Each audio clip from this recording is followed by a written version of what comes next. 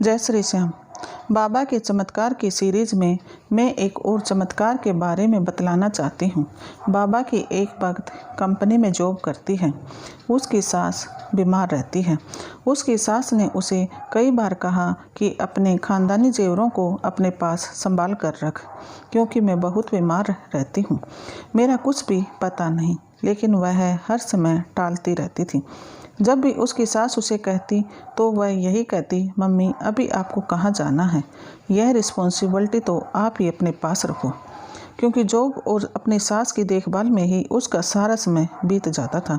और दूसरी तरफ वह यह भी नहीं चाहती थी कि मम्मी के होते हुए यह रिस्पॉन्सिबिलिटी मैं लूँ।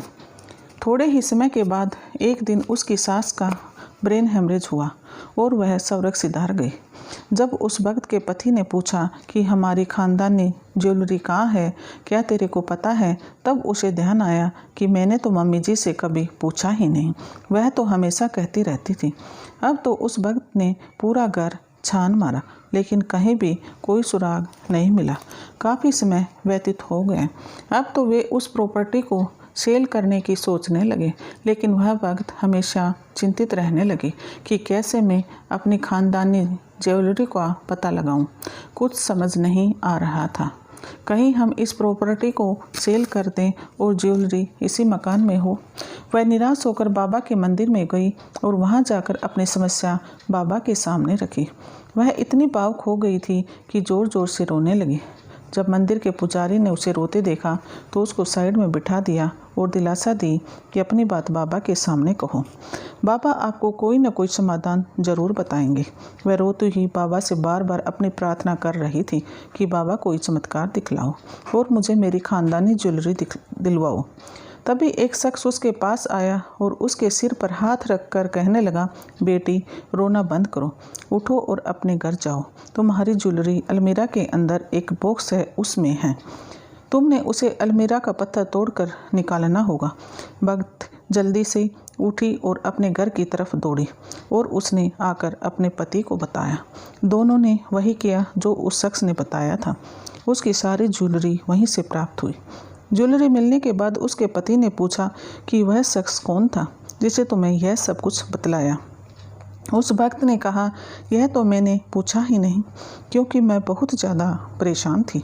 उसके पति ने कहा, ठीक है चलो मंदिर चलते हैं, ज़्यादा देर नहीं हुई है, शायद वो वहीं मिल जाए, नहीं तो मंदिर के पुजारी को पता होगा।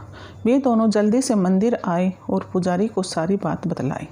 पुजारी ने कहा, बेटी तुम जैसा बता रही हो ऐसा तो मैं किसी भी शख्स को नहीं जानता, फिर भी मंदिर के कैमरे लगे हुए हैं, तुम उनमें देखकर बता दो, शायद देखने के बाद मुझे याद आ जाए। वे मंदिर के कैमरे देखने लगे, लेकिन जैसा वह भक्त बता रही थी ऐसा कोई भी शख्स कैमरे में नहीं था। उसने सभी भक्तों को बड़े ध्यान से देखा, लेकिन वह उनमें था ही नहीं। सभी बड़े हैरान हुए। कुछ देर के बाद पुजारी ने कहा, बेटी वह कोई और नहीं बल्कि बाबा ही थे। यह तुम्हारी भक्ति का ही फल था कि बाबा स्वयं आकर तुम्हें रास्ता दिखा कर गए।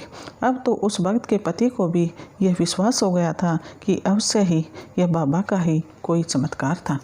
अगर बाबा की जीवनी के बारे में जानना है तो मेरे द्वारा लिखी हुई पुस्तक कलयुग के राजा बाबा श्याम पढ़ सकते हो, जिसका Amazon affiliate link description box में दिया गया है।